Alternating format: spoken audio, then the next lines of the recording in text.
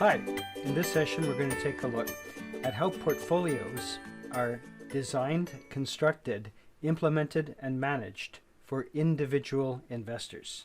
The process of portfolio management starts off with the design, where the objectives and constraints for individual investors are identified. And we're going to take a look at that part first. We'll also take a look at this construction of the strategy and the testing of the strategy, the composition of the portfolio, taking into account all of the things that happen in the earlier steps, how the decisions are made and the portfolio is actually constructed in conjunction with traders. We'll take a look at how portfolio performance is measured and some of the things that happen after the portfolio is constructed, like the monitoring and the rebalancing, if necessary. We start off with risk and return. Now, how is risk evaluated? This is a big topic, much more than we can cover in this one video. You'll see that there is a lot of material that's included in two of the textbooks that we have recommended for the course. The text by Fabozzi about portfolio theory and practice, and also the Riley textbook, which is also recommended. Essentially, risk is the first consideration. We always start off by looking at risk first, and then we look at the returns that are possible within the constraint of risk. The risk that we're talking about is essentially the variance, or also described as standard deviation, of the outcomes. And in a situation where we have a wide standard deviation, if there are a lot of possible outcomes, both high and low, then clearly that's a risky type of investment. We also have the risk that comes from misspecification, and that's called tracking errors. So if we say that we're going to take an average type of investment and it turns out we err a little bit on the high or the low side, then that's called tracking error. There's also a consideration of downside risk more significantly than upside risk. You don't worry about winning the lottery, although that's as much about probability as the chance of having a hurricane or a flood. We're also concerned with our investors' willingness and ability to take risk, and those two things need to be considered separately. Can an investor sustain a negative outcome and still recover? If we're talking about a retiree, that might not be the case. Have we got particular wealth targets, a range of wealth outcomes that our client is willing to live with? Have they got other liabilities outside of their investment portfolio that we need to be aware of? Have they got a lot of other financial strength? Do they own a lot of real estate? Have they got a family business? Have they got an expected inheritance, perhaps? These are some of the other considerations. This also comes down to their psychology. What kind of tolerance have they got for risk? And here we start to talk about things like risk aversion. Now, naturally, everybody is risk averse. Now, that just means they're logical people. They expect a higher return in exchange for taking on a higher level of risk. However, some people have got a boundary that they can't cross. They say, well, I can't possibly take that kind of risk, not for any kind of return. And that becomes the level of the risk aversion. We also need to be able to turn this into some kind of operational standards. The most risk that I am willing to take is a loss of $100,000, or the worst possible outcome would be a loss of 5% of my portfolio value. That would be one of the standards that we have to build into our eventual IPS. And we may also have a way of looking at the way that risk is going to be budgeted. For example, if we put a lot of our investment into bonds that are low risk, that means that the risk that we take with our equity portfolio could actually be quite a bit higher because all of the risk is concentrated in that one category. Return, on the other hand, is probably easier to measure. We say that the return has to be consistent with risk. We formulate our risk boundaries and we say these are the kind of returns that are the ones that we would expect to see. And we can measure that using certain metrics that we'll talk about later in the course, including things like total return. We'll look at whether or not that's return gross or return after accounting for inflation, and whether or not that's return that's going to account for tax. How much return is required? How much return is needed in order to meet certain objectives. And for example, a certain level of return might be required by a pensioner in order to meet month-to-month expenses, or by a foundation in order to be able to make certain kinds of disbursements, for example, paying bursaries to students. And so if we can operationalize that by putting it into a specific objective, average rate of return 5% after tax, or anything in excess of 5% after tax perhaps. The kind of return that we would expect to see is formulated by looking at long-term historical averages. If you go into a lot of investment advisors' offices, you'll see a chart. It looks just like this one. This particular index chart is produced, it's now produced by Morningstar. It shows you the long run rate of return for different kinds of investments. So if we invest in small cap equities, perhaps we'll have a rate of return that looks like this top line. Quite volatile. You can see it goes up and down year to year. And in fact, it might go down over a couple of years. So you could actually invest at a high point and find that you need the cash out of the fund when it's worth less than you put it in. So there's more volatility, more uncertainty, but there's a higher rate of return because your $100 invested at the beginning in 1950, by the time you got to the end of this time series in 2013, over 63 years, had grown by an average rate of return of about 13%. So $100 becomes $260. Put your money into bonds, you might end up with something like one of these orange lines or green lines, and the rate of return would be much lower, but you'll see there's no uncertainty. You always get the payout that you'd expected, and so it is much more stable. And so $100 might only turn into $6,000 or $7,000 or $10,000, depending on the type of investment, but with less volatility. So if we're talking to our clients, we can say, which line do you want? And if you're the kind of person who requires a high rate of return, well, that is only possible if you're willing to deal with that level of risk. We'll talk more about that a bit later in the course, and that is a lot of what we talk about when we're looking at capital market expectations. When we're talking to our client, we need to be able to profile our client, kind of like on the TV shows when the FBI agents have the behavioral sciences people profile the criminals. Well, here we're profiling our clients. One investment advisor said that he actually develops a lot of information just by looking at the kind of car that the clients drive up in. Now, he's senior partner in one of the biggest investment advisors in the central part of British Columbia. And even though he has his choice of office, his office looks out over the parking lot. That's what he says. If my customer drives up in a Volvo and it's got a BCAA sticker, the Auto Club sticker on the back, and he's got all of the seat belts and all of the airbags, and definitely looks like he's risk averse, but walks into the office and says, yeah, I'd like a little bit of risk. Well, you need to be careful how you understand their measurement of risk. On the other hand, if the client rides into the parking lot on a cafe racer motorcycle, they're probably a little bit more likely to be willing to take certain kinds of risks. How they define the risks is going to be very different. So it's essentially an effort to categorize our investors. Stage of life might be part of it, economic circumstances, personality traits. Of course, we do have to be careful to do this objectively because we don't want to oversimplify, but it's a good place to start. Some of the things that might help us include, what is the source of wealth? If wealth is inherited, then there's no way that wealth is going to be replaced if it's lost. If the wealth comes from an income, from a very high income, then clearly there is an opportunity to replace that wealth. If the income is periodic, bonuses and perhaps a big annual bonus or a big semi-annual bonus, then clearly the client is not living paycheck to paycheck, and there's an opportunity to top up the investment. And stage of life, somebody who's in the earlier parts of their career can take a loss and recover. They have decades to do that.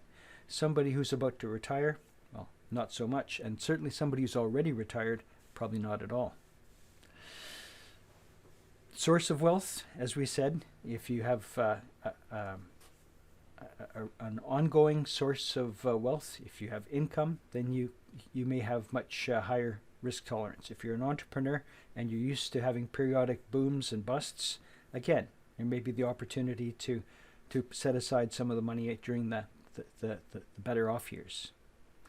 Measures of wealth, well, how much is enough for your client? Wealth is always relative. It's interesting when you're talking to a millionaire and they tell you that, well, yeah, they're only middle income. They only have $5 million in the bank. And you kind of nod and say, yeah, right, just an average bloke. And other people who may have, middle-class jobs, but actually feel that they are quite well off. So it's always going to be relative. It's what people believe that they have. So perceptions can be very different. Now, higher perception of wealth generally allows more risk tolerance. I always like to take a look at how much money people have got built up in equity in their houses, for example. They may not realize it, but they might have $1 million of equity in their house. And as far as they know, they're still living paycheck to paycheck. They don't feel wealthy. It's when they realize that wealth is accumulated that you now have a way to start to consider unlocking it. When we talk about the stages of life, well, many people in this class are in the foundation stage of life. So they're establishing that base for wealth creation. You're going to school, you're creating human capital that you're going to be able to take advantage of for decades to come. You have a long time horizon, and your ability to take risk is actually very high, even though when you check your wallet or your bank balance, it tends to be relatively low. So liquidity is always going to be a concern. Being able to pay this month's bill, being able to make mortgage payments or student loan payments. As you go through life, you start to accumulate. You buy houses, cars, perhaps a second home, perhaps a boat, some high-end toys like a snowmobile. And at that stage, you're accumulating because you have high income. And at some point, your expenses are going to become less, believe me. At least we hope your expenses will become less than your income. And you start to create that wealth. At the end of your working career, you start to think about retirement. You move into a maintenance stage. This often happens before people retire, where they start to downsize to a certain degree. You want to maintain the lifestyle. You want to continue to travel, perhaps have a holiday during the cold months of the year when travel is possible. So we call that the maintenance stage. And that goes on into early retirement. And then in later retirement, perhaps there's continued accumulation, but fewer expenses. And so we start to think about distribution, creating a family trust, putting the cottage into the name of a trust instead of into your own name, providing a transfer of wealth to heirs, and also managing the tax obligation that comes with all of that. So these are some of the stages that we think of when we're doing our assessment of our individual client. Psychological profiling might become part of this because there are always two sides to every financial decision. There's the logical, rational, economic decision that we think of as traditional finance. But there's also the behavioral side, the part with built-in biases that involves psychology, and of course we call this behavioral finance. And we'll talk more about this a bit later in the course. Some of the main considerations in behavioral finance is the principal assumption that people are rational and that they will only accept additional risk in exchange for a higher level of return.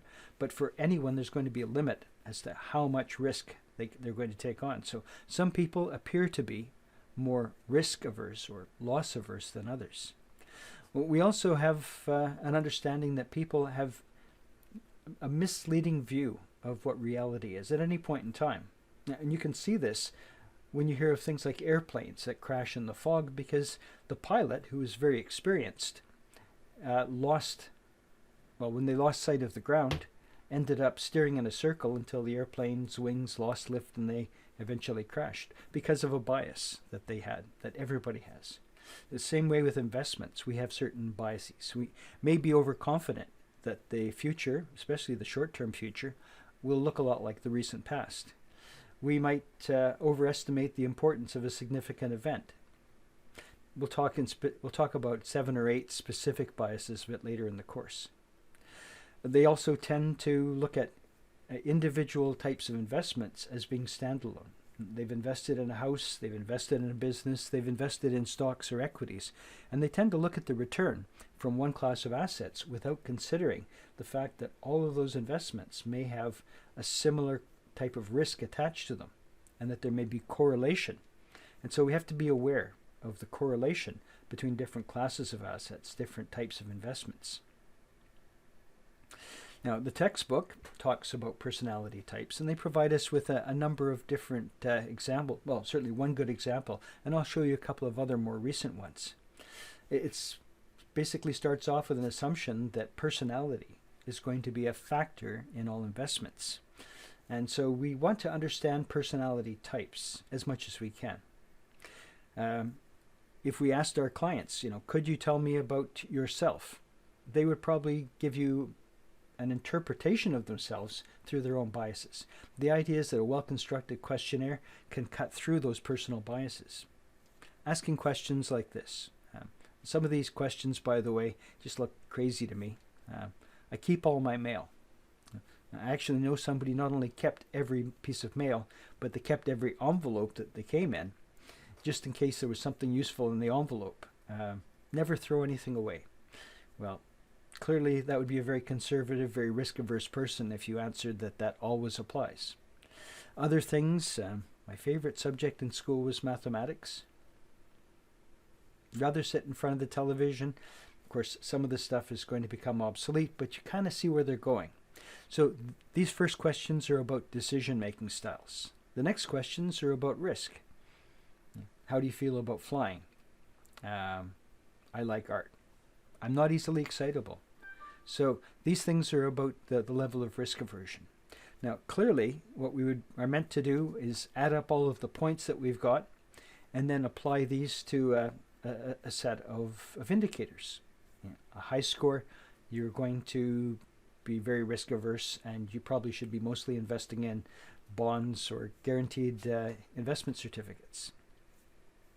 You can see that this has been updated, and so if you look at something like Vanguard, who are largely a mutual fund investment site, you can fill in a questionnaire on their site, and the link is there. You can click on it and try this out yourself, and just test, how you'd feel about investments. And ultimately, once you've done that, they'll tell you what kind of investments you should be in. Should you be in an equity fund? Should you be in a bond fund? Should you be in some kind of a mixed fund? And this tells you whether you're a very risk-averse or less risk-averse type of investor. This is important. It's not trivial. It's not just something that we do on a website. You'll see that the Mutual Fund Dealers Association provides sample investor questionnaires, and people who've done their accreditation courses are expected to use these type of questionnaires with their own clients to identify their own customers. It becomes part of the know your customer issue that I talked about earlier. All investment advisors, before they provide advice, must know their customer, and they have to continually update this information because conditions change. I know as we speak, one of your fellow, well, I'd say alumni, but you're not there yet, is trying to get a hold of me because I have some money that's in a trust account I'm sitting on, and he hasn't talked to me for a year, and he has to tick a box that says he knows his client. So he has to check and see if anything's changed, even though it's a trust account and even though it really has nothing to do with my own investments. This may help us to determine certain personality types. I don't believe that the textbook is the ultimate authority in this. I do know people who do psychometric testing, and they change their minds all the time. They've revised their opinions about personalities and personality types. But this is what our textbook says. 4 types: methodical, highly risk-averse, or they have a low tolerance for additional risk. Decisions are made on a rational basis. Facts, conservative, less emotional. The cautious types, very risk-averse, but in this case, their decisions are mostly made at an instinctive or gut level. Uncomfortable making decisions, and especially if they don't have all of the information, and they're not easily persuaded by their advisors. Perhaps wait too long for information. The opportunity is always gone by the time they get there. An individualist. Here we have the rational type of less risk-averse person. Decisions are made on the basis of information.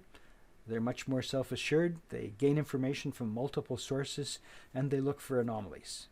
Hard work, insights. They do their homework.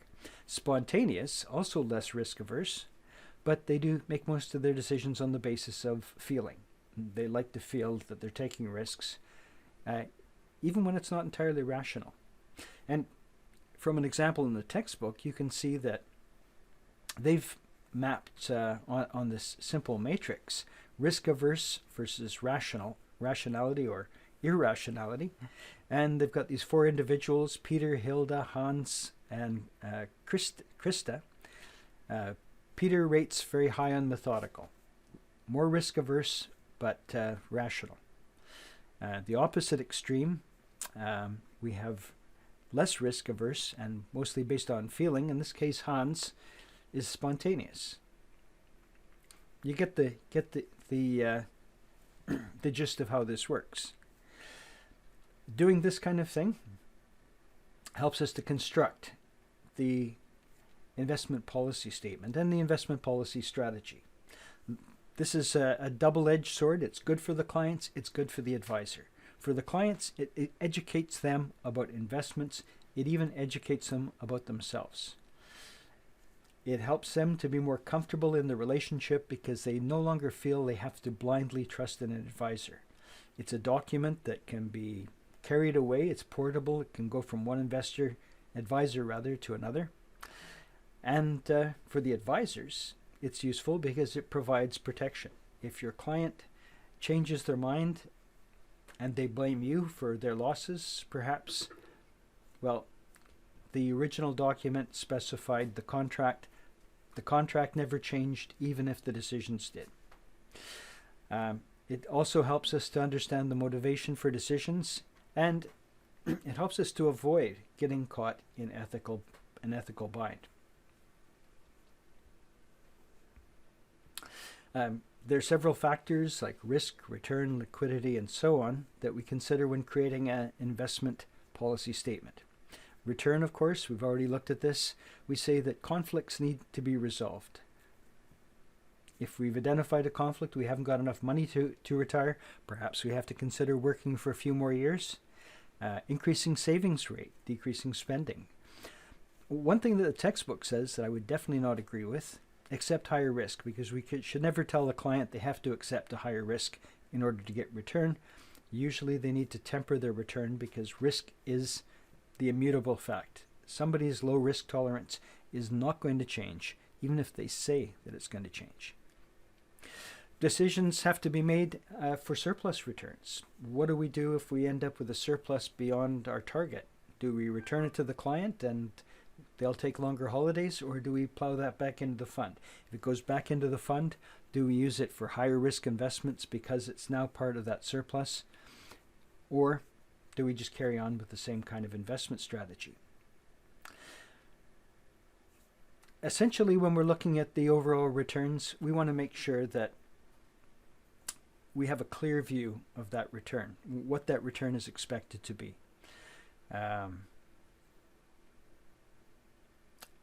We can talk a little bit more later about the nature of return, whether return is going to be part of an income strategy, whether it's going to be part of a growth strategy, or whether or not our view is going to be entirely on the average or total return. Risk, on the other hand,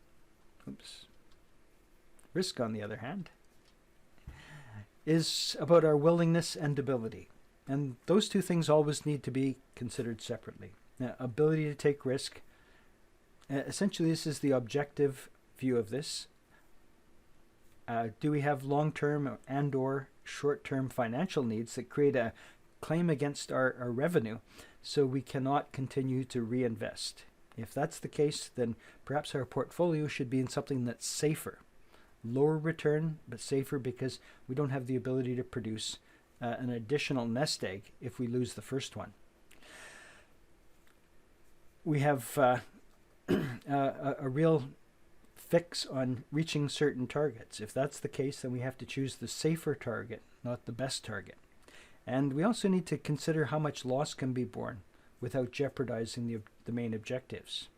Willingness to take risk is a personal factor. It's much more subjective. It's about the psychology of the investor. Conservative investors may be less willing than they are able. Aggressive investors may be more willing than they are able. And so we need to be able to check that out with our client.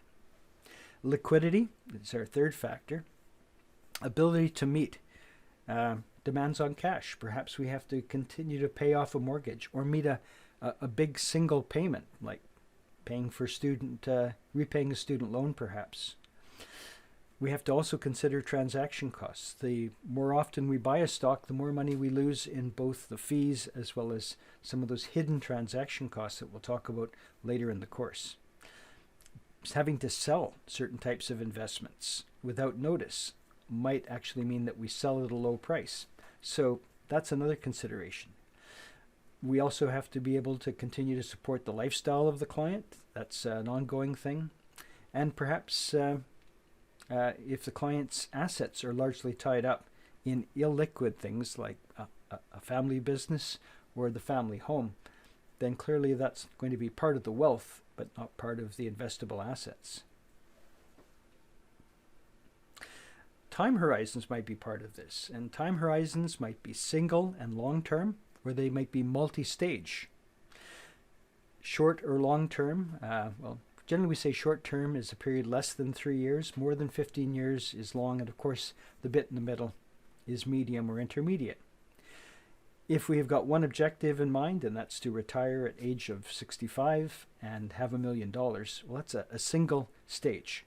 If our objective is to work until 65 and then retire, and then from 65 to 75 have a very exciting lifestyle where you travel the world, and then from 75 to 85 move into retirement home and so on, that would be a multi-stage approach. Stage of life is not always directly connected to the time horizon, but as people become more wealthy, those multi-stage, multi-time horizon plans are much more likely. Taxes, of course, are always a factor, unless you're running a foundation which is completely immune from having to pay taxes. Individuals, of course, they have to pay taxes on income, on capital gains. There may be a wealth transfer or inheritance tax, and there may also, certainly will also be property taxes. So creating the lowest possible tax obligation becomes an important factor. For individuals, investing in something like a tax-free savings account will not protect the original income, but it will protect the gains from being taxable. And that might be more suitable than using something like a retirement savings plan, which will ultimately have to pay tax at the person's rate of tax in retirement, which might be the highest tax rate of their life. Capital gains, on the other hand, will be taxed at a lower rate. Typically, they are in Canada, they are in the United States, they are not in China and some other places, some other jurisdictions. Being able to defer your tax into the future may be attractive, but eventually you still have to pay that tax. For example, retirement savings plans include a tax deferral option or tax deferral feature, which may in the end turn out to be a very expensive feature. Tax avoidance, you can avoid tax by deferring income into the future, but ultimately when we have to draw on that, well, that's just tax avoidance and not tax evasion. The difference between tax avoidance, well, the government says tax avoidance is our responsibility as an informed citizen. Tax evasion is time in jail. So you need to be very clear about the difference between those. Tax reduction is about paying the lowest possible rate of tax on your income. And again, that is going to be part of a reasonable tax avoidance scheme as compared to an unreasonable tax avoidance scheme as defined by Revenue Canada.